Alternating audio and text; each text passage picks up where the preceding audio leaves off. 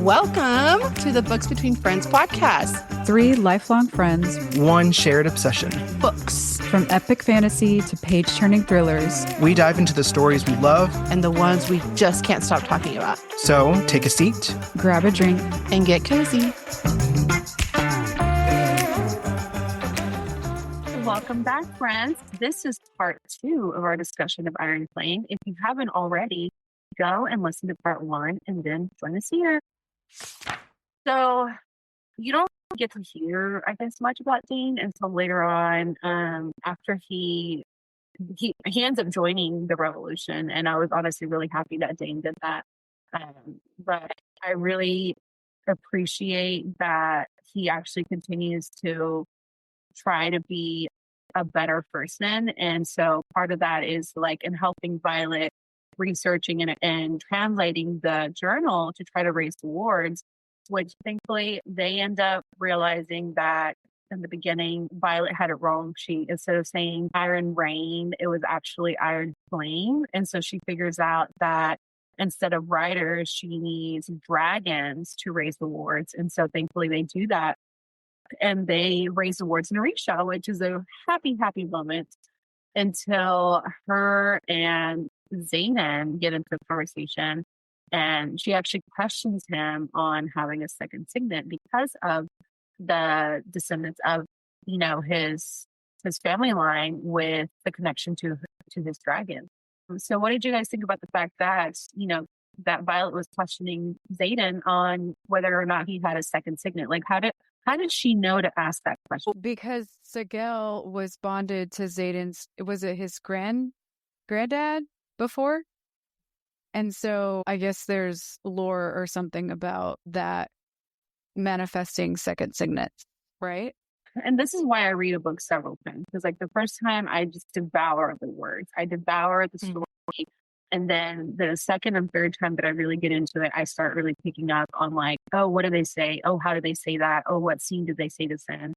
And so I started picking up more on it when I listened to the audio after reading the book like 3 times. The first time I read it and he admitted that he had one, I really did not see it coming. Such a crucial ability to have, especially for someone like Xaden, who is carrying a lot of responsibility for a lot of people on his shoulders, like not just all of the marked ones at Basgiath, not just like a whole province in Tyrrendor, also like the people that he cares about the most. So he needs to be able to tell in an instant whether or not he can trust someone's word. And so that's what I think is so interesting about signets, is that your signet reflects whatever you need the most. And he needs to know whether or not he can trust people, because he is trying to lead a revolution in the dark without like a huge, without all of Navarre knowing. And so being able to read people's intentions and know whether or not they're telling the truth, what they're choosing to do with the information that he's telling them or anything like that is so crucial for him, for the revolution, for Tyrrendor, and for this whole war. Right.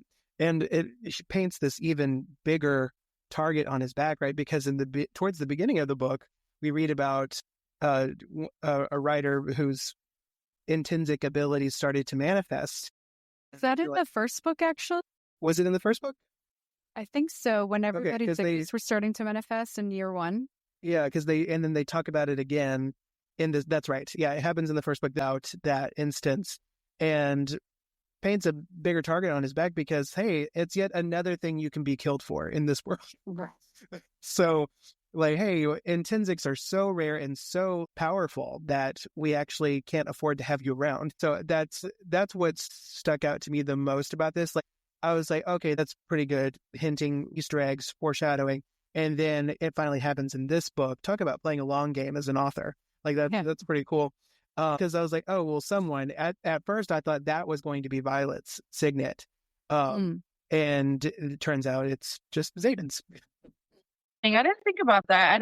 I didn't put much thought into the fact that it was hit upon so hard that they killed these intensics. Like, I didn't think like, hey, this is going to come up again, or like, hey, somebody's going to end up having this in her inner circle. Like, I didn't think about that.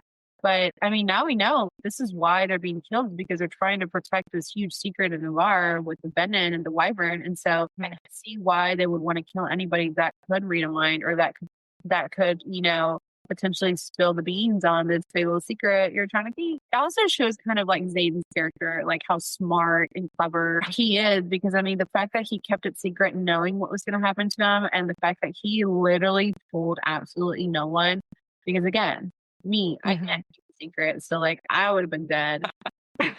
Yeah, huge kudos to Xaden, right? Because not only has he had to develop this in secret, right, but also he chooses to use it responsibly and ethically, like just by the way he's written as a character. And so I think that that's incredibly telling of just what type of person he wants to be, and tries to show everyone else, especially Violet. Can we talk about how she kind of backtracked a little bit when she finds out about his second signet? So I was really annoyed at her reaction to this, because she made it about herself once again, and him betraying her by keeping secrets, which in my head, I'm thinking, yeah, of course, no one can fucking know. He will die, you know? So I think he has reason not to tell you this off the bat. Yes, absolutely. And to a point that we've all hinted at throughout this conversation is that these are still kids. Like they're young and they're immature, and to immediately make it about herself, like, oh, even though we just went through this exercise like chapters ago, Yeah. like, oh, he lied to me. Oh my gosh, woe is me. Like, I can't believe. And it's very small picture thinking, as opposed to like what you were saying, he will die if people know. Right. So we're not really thinking about the big picture just yet. You think about big picture as far as war goes. Why can't you do it with Xaden? Exactly. You know, what's so funny is that one of the texts that I read through when I was like putting my notes together about this was, I'm so over Violet's woe is me bit. It's tired. I know, it keeps like sneaking in. Every time I think, oh, she's such a freaking badass, man. Maybe she just like use that cloud to like wield her power to kill all these wyverns. And then boom, she does this. I'm like, dude, shut up. If I had to read the word full disclosure one more time, I swear I was gonna close the book and be like, I am done with you, Violet. Throw it at the wall. No, but I think that Xaden having this ability is what restarted the revolution, and it's actually probably what kept it alive. The fact that he could figure out and do all these like moves secretly and be able to know who he could trust. And so that really led into that next part where they were being summoned by Melgren and Lilith because they needed the revolution's help. Because Melgren's signet is being able to like foresee battle. What is it? The outcome of battle. Outcome of the battle, right? So Melgren's signet, he can see the outcome of the battle, and so he saw the outcome of Benin and Wyvern attacking Samara, and he was asking the revolution for help because he knew they were going to lose. And so Xaden being able to read their intentions during that meeting is really what pivoted them to do what they needed to do next, which the revolution said no. They were not going to help. They said, you kept a lot of people out. You didn't help us when we needed this. You kept all these secrets from everyone. We're not going to be there. Yeah. They put it up to a vote, didn't they? Yes. Yeah. And they voted no. But that didn't sit right with Violet. Like she is always one, her character is just always one to want to do the right thing, right? So she would have voted against that. But obviously she's not really in a position of power within the revolution and its leaders. But I think, later on, I guess, was it a battle brief where she realized Samara is just a distraction? They're actually going for Bascaeth and the hatching grounds and the ward stone. They want to take down all of Navarre. She figured it out during a battle brief and she immediately jumped into action. She didn't wait. She didn't give excuses. She just went. She told Xaden everything and immediately they took action and left. They took as many people as they could that wanted to go. They didn't take any first years. And they went and they were going to fight and defend the hatching grounds and defend Versailles because that was the right thing to do. And that's been their whole thing this whole time, is doing the right thing. So this leads them into the final battle, which, holy shit, this is where literally all the new questions come up. So many things happen. So many things get revealed. And then, of course, it ends on a huge cliffhanger, which we will get to that point in a minute. So what are your thoughts on the battle at the Sky? So again, at the end of the book, we get to so many revelations, so many huge moments. It's like whiplash trying to process everything mentally as you're reading it. You're like, oh my God, that, oh my God, that, oh my God. I would say the biggest first reveal that happened was Jack Barlow killing his dragon while he was taking down the word stone and revealing that he was Venom the whole time. The whole time. That Insane. was crazy. First, he killed his dragon. Like, holy shit. Writers can't last without their dragons. And so the fact that he killed them, everyone thought that he was about to die along with his dragon, only to reveal that, like, nope, he's getting his power straight from the source. He's been Venom this whole time. And even Violet finally recognizes that happened during their first year because she felt him pushing power into her. When they were sparring. That reveal was crazy. I didn't see that coming. Again, I totally forgot about that. I remember reading that part and thinking, like, what does that mean? What is that? Like, what was he doing? Is it part of his signet or something? But yeah, I'm glad you mentioned, like, okay, so is it one of the first lines, even in Fourth Wing, where it starts out, a dragon without its rider is a tragedy, and a rider without their dragon is dead. So, that set the groundwork for like how important the relationship between a dragon and their rider is. And so for him to kill his dragon like that is such a way to like tilt this world on its head. Like, what are you doing? Which poses the question, right? Like, if he was Venom like this whole time, even when they were sparring, from reactions of other dragons that we'll talk about later, that is despised. Like, dragons despise that. So what was the reaction with his dragon when his dragon was alive? Like, what was that internal conversation happening between the two of them for his dragon to still be on the same page as him? Like, all right, let's fly into battle, let's do all these things, even though or was he already controlling his dragon by that point? Like, it poses a lot of questions. The scarier question is, who else is Venom in their circle if they're able to conceal it that well and that long, right? Like, who else is Venom? And begs the question, is Brennan Venom? Honestly, I was also asking myself, how are they channeling? Because, like, within the wards, you cannot channel directly from the source. Like, you channel from your dragons. And so the wards are supposed to protect you from Venom channeling. That's a good point. And so I'm like, how did he turn Venom one? And how is he still channeling to turn? Like, they have to recruit people, right? By channeling directly from the source. Well, you can't channel under the ward. So, like, someone would have had to recruit him and take him somewhere to channel. But at that point, he still has his dragon, right? Isn't his dragon still maybe his bridge that allows him to channel even with the wards, right? Because he's not a wyvern. Right. So many questions. And the fact that his dragon was still with him trying to take down the ward stone, like, but I mean, he said that he manipulated and controlled his dragon. I think at the end, he's like that they're more powerful than dragons. And, how are we letting dragons take control when easily take the control from them? So that was just a huge, like, and then he took down the ward stone, which honestly opened up the channel for Venom to attack.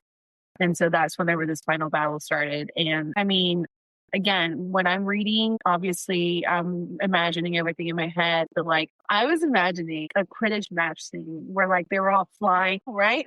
But if instead of brooms, they were dragons. And so or maybe like the final battle at Hogwarts. I could see that. Yeah. It's just chaos, right? It's chaos. Like everyone is fighting against each other. Meanwhile, Violet and Brennan and everybody else in her inner circle are trying to mend the ward stone and imbue it with the power necessary to raise the wards again. It's so intense.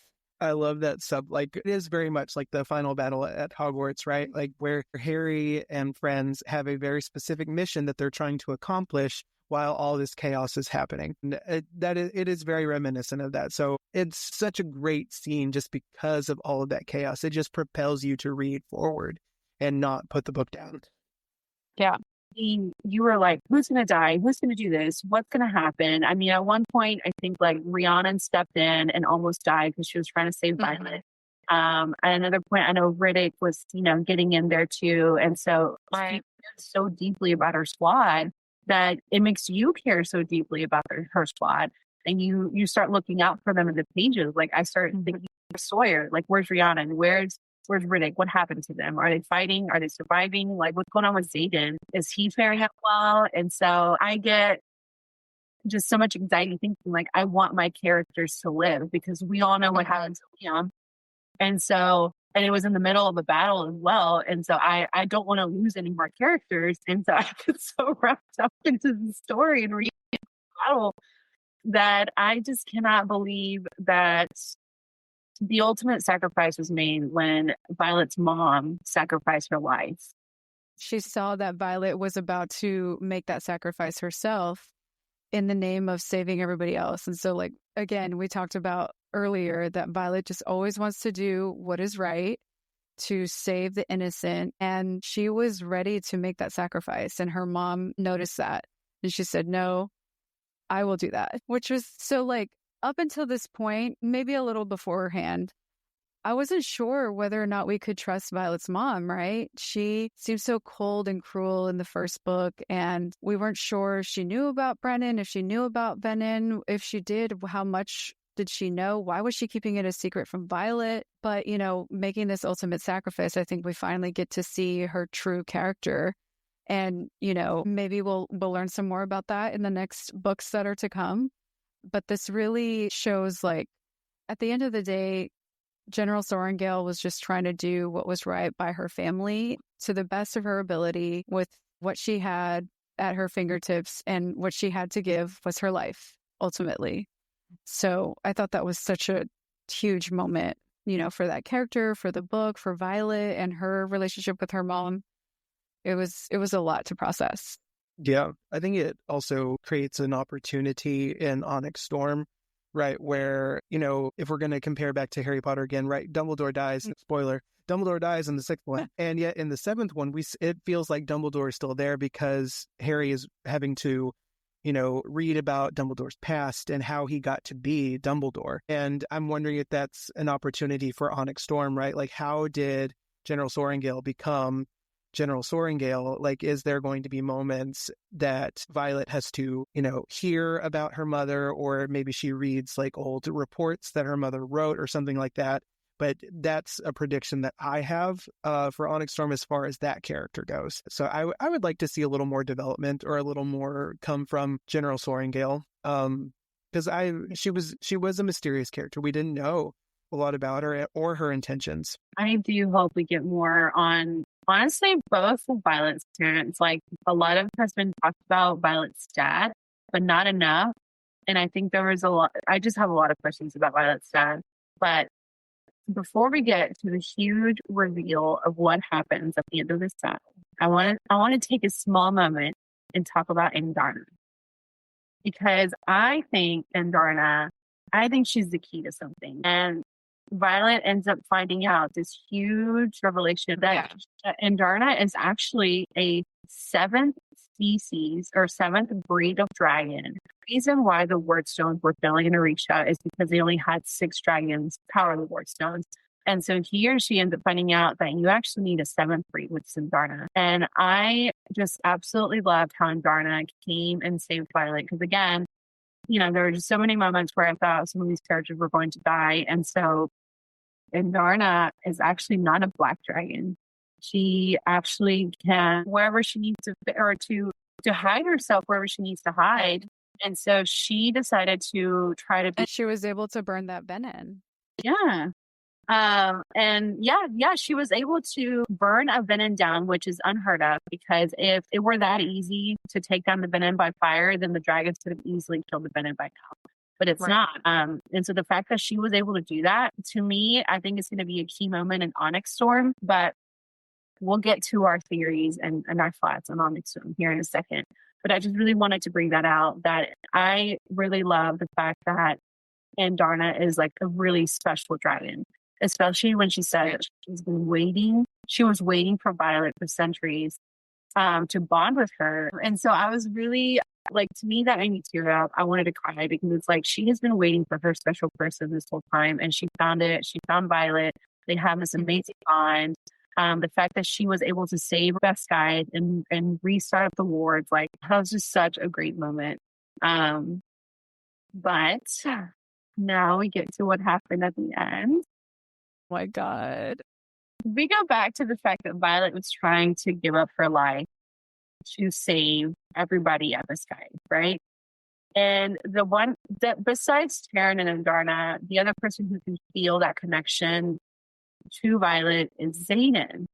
And so he felt her burning out. He felt that she was dying. He felt that. And he made a decision that changed everything in order to save Violet.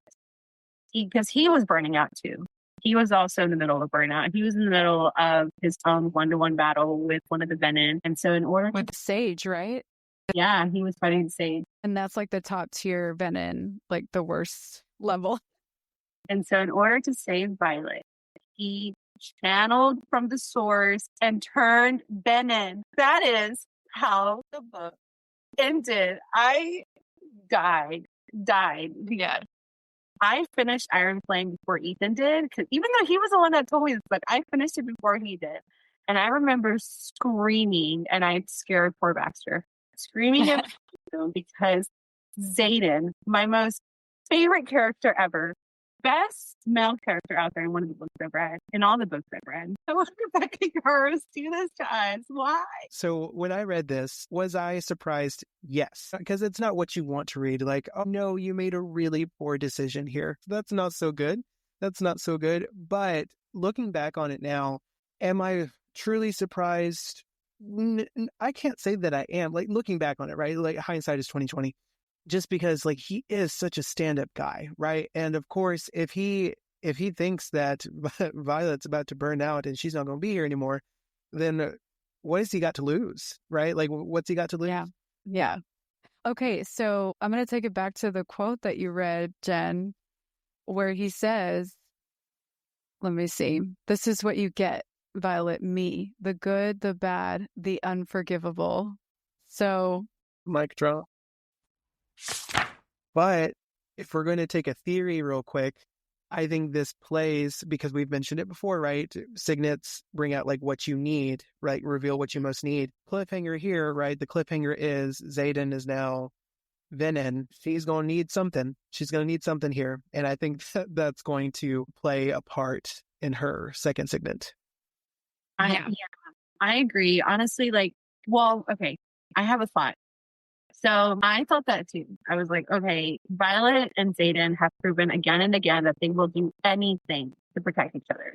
Anything. I mean, Violet, she withstood friggin' torture for him. You know, Xaden over here channeled from the source just to save her. So, like, obviously they'll do anything for each other.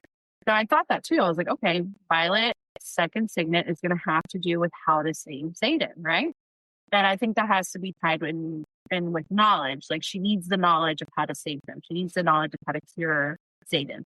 So I think that, yes. I also think the fact that Andarna can kill Venom, and that her fire was able to kill them, and that she's like this special rare breed, I think that's going to have something to do with how to save and cure Xaden. So I'm really hoping that Onyx Storm discovers more on Andarna's breed, because I really do think that's the key to it. Now, I have a different thought going, and I thought about it because, again, I was listening to the audio of this book, and like other things were starting to kind of drop in now that I kind of have full knowledge of the story. So I was listening to Iron Flame, and two dreams that Violet had really stood out to me. In chapter 22, she had a dream with a Venom, and he said, "Fight me and die, or join me and live beyond the ages. But you will never escape me, not when I've waited centuries for someone with your power." And then she again has another dream of this same Venom Sage, the one that I think Xaden was fighting in chapter 52, where he says, "Prove me right that you are a weapon worth watching, worth retrieving. The one who watched thinks you'll never yield, that we should kill you before you grow into your full abilities. The rest turn for the power, but you will turn for something much more dangerous, much more volatile. And you will.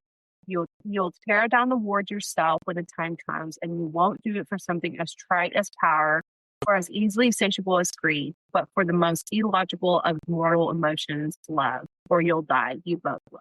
So my theory and my thought is that she's actually going to join Xaden. Mm. That's what I think is going to happen. And I think those two dreams, because they were so subtle and they were like hidden in there.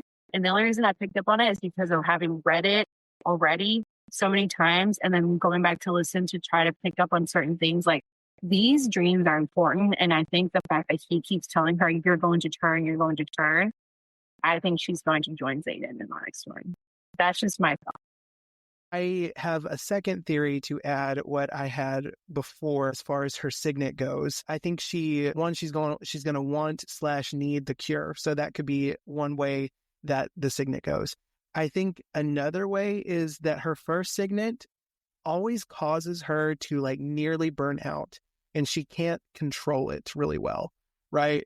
I think an opportunity for her second signet could be that, where the second signet is that she doesn't really need to worry about burning out anymore, where she becomes like this endless power supply, right? Where she doesn't need to worry about burning out, and therefore she can control it. I also think that that's what would make her a very desirable object to the Venom, right? Where if you're in this endless power supply, we don't need anything else. We just need you.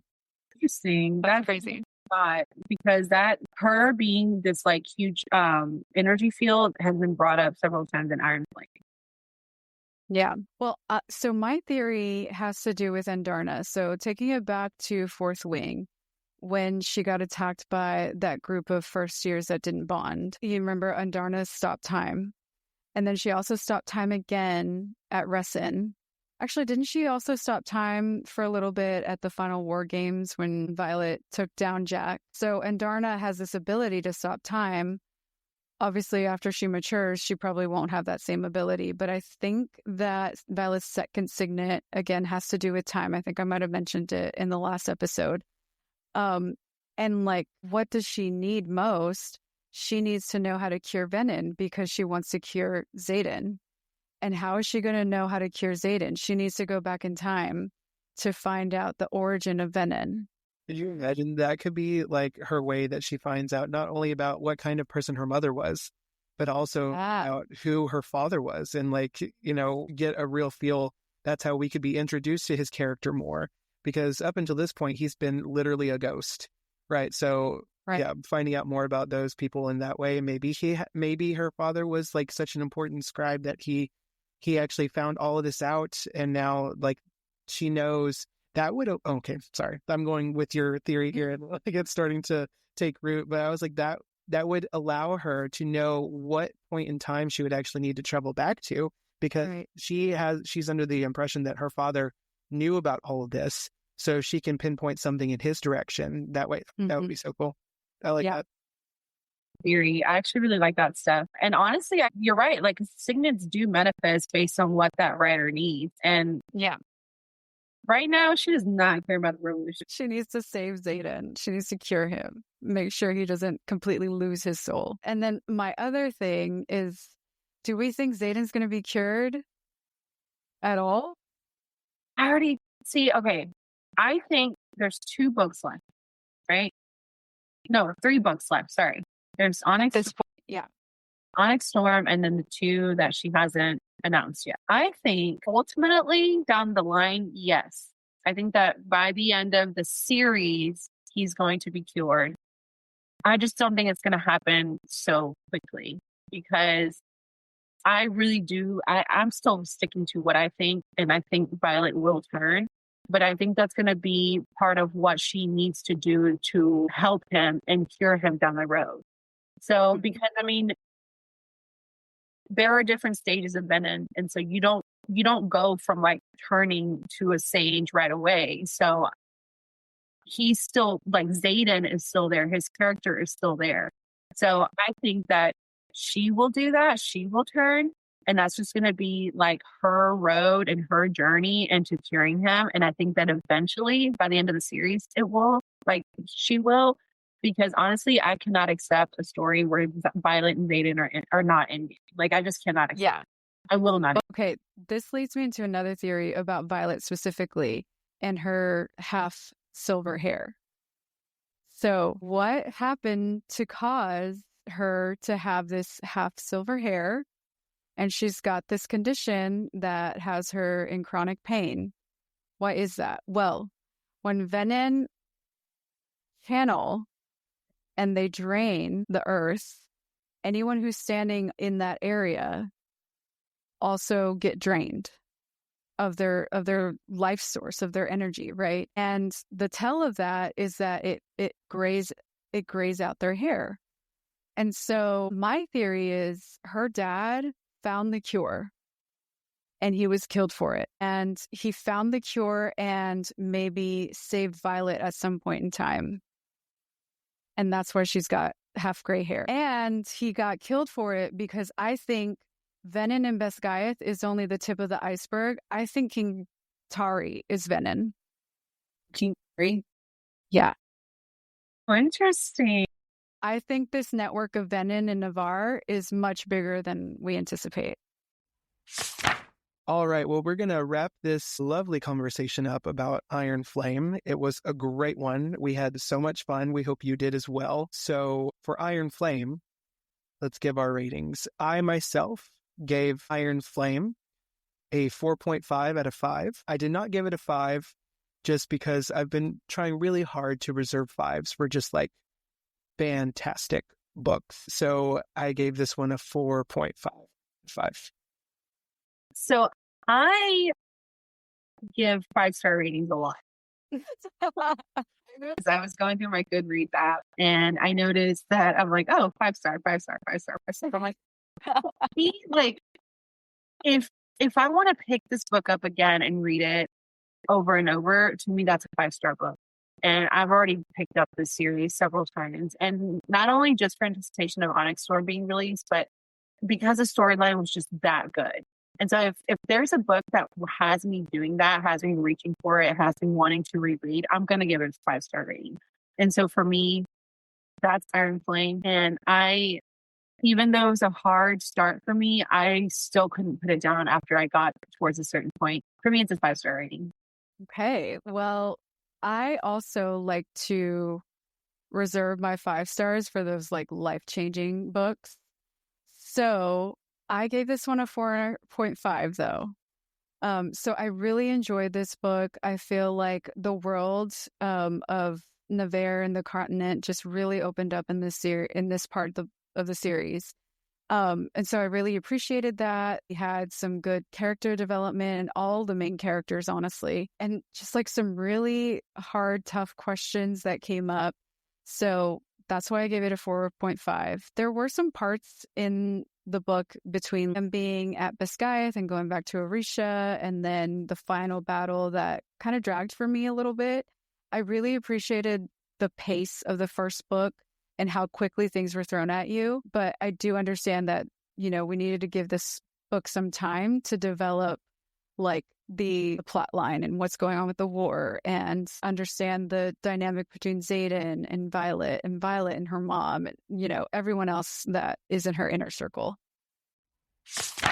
All right. So that does wrap up our conversation on Iron Flame. So what you all can look forward to next is a regular set of episodes that we look to put out as far as a podcast goes. These first 2 have been our recap episodes of the Empyrean series just to get ready for Onyx Storm. So next episode, we're going to start actually reacting to Onyx Storm in real time, and we are very excited to invite you on that journey with us. So for our first episode with Onyx Storm, it is going to be the section of the prologue through chapter 6. So if you would like to fly along with us as far as this series goes, that is the section that we will be reading and reacting to for our next episode. So we look forward to having you there with us. That's a wrap for Books Between Friends today. Thanks for listening, and we'll catch you in the next chapter.